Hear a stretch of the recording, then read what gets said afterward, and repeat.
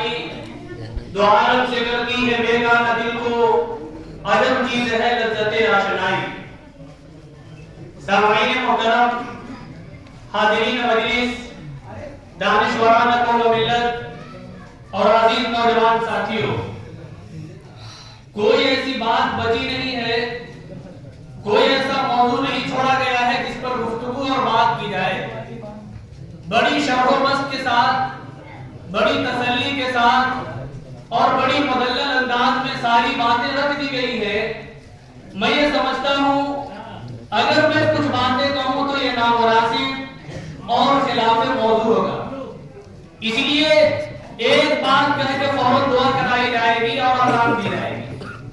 بات یہ ہے کہ علم کے حوالے سے ابھی آپ نے یہ دیکھا کہ سوال و جواب کا ایک بہترین سیشن رکھا گیا اور اس میں سب سے بڑی بات اس بات پر توجہ دی گئی کہ اسے فائز مانا جائے گا، اسے کامیاب مانا جائے گا، اسے انعام دیا جائے گا جو کم سن ہوگا، جو عمر کے اعتبار سے کم ہوگا لیکن سوال کے بتانے کی وجہ سے اسے انعام سے نوازا جائے گا، اس کو فوقیت دی جائے گی اور مہمان محترم کے دستیابی سے اسے سرفراز کیا جائے گا.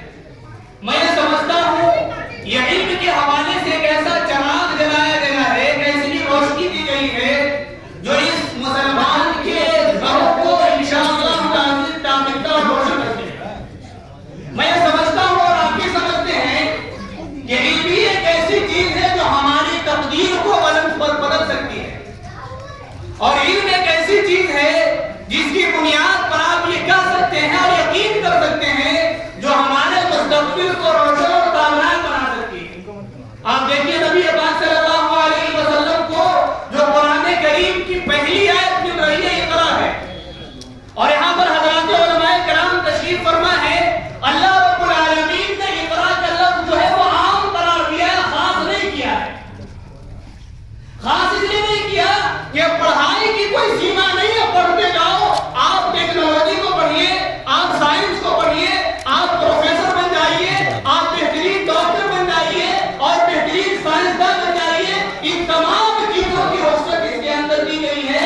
یہی وجہ ہے کہ اکبر الہ آبادی نے کہ تم شوق سے کالج میں پڑھو، پارک میں کھیلو، تم شوق سے کالج میں پڑھو، پارک میں کھیلو، جائز ہے غباروں میں اور درخت پہ جھولو، مسئلے کے سہن مندے عاجز کی رہے یاد، اللہ کو اور اپنی حقیقت کو نہ بھولو. میرے بھائی یہ میرے لیے بڑی اہم بات ہے اور ہم میں سے ہر ایک کے لیے بڑی اہم بات ہے. یہ مجلس جو منعقد کی گئی ہے یہ نوجوانوں کے محنت اور قد و کاوش کی وجہ سے. آپ نے بھی دیکھا کہ امریکہ کے اندر ایک الیکشن ہوا ہے اور اس الیکشن کے اندر ایک نوجوان تھا جس کا نام زہران ممدانی ہے اور ایک سال پہلے اسے کوئی نہیں جانتا تھا.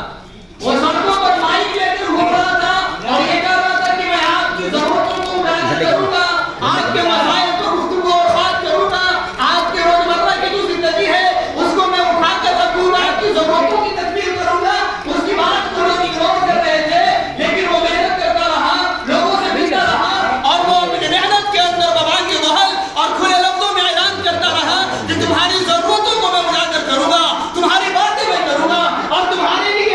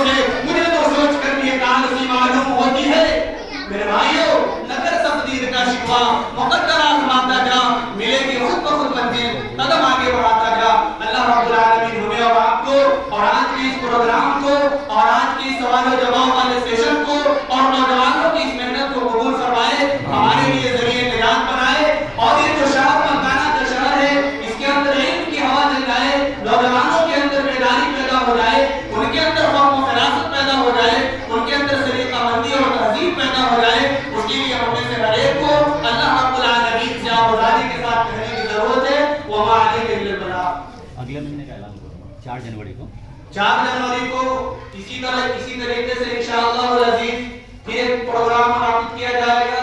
नए सवालात और नए जवाब के साथ आपके सामने इसी तरह की एक नशिस्त रखी जाएगी। उसमें आप भी तैयारी करें और मुताला करके आए और अपने घरों के अंदर ऐसा माहौल बनाएं जिससे पढ़ने पढ़ाने का शौक और जज्बा पैदा हो। अल्लाह हम सबको अमल की तौफीक दे। आमीन। बिस्मिल्लाहिर्रहमानिर्रहीम। या रब्बी सल्ली व सल्लिम दाइमन अबदन अला हबीबिक